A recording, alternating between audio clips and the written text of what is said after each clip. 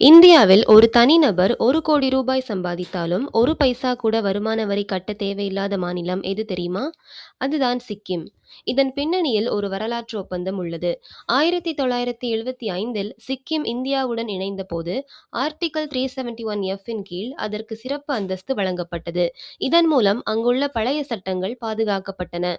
வருமான வரி சட்டம் 1961இன் கீழ் உள்ள செக்ஷன் 1026AAA-இன் படி சிக்கிம் மக்களுக்கு இந்த முழுமையான வரிவிலக்கை வழங்குகிறது.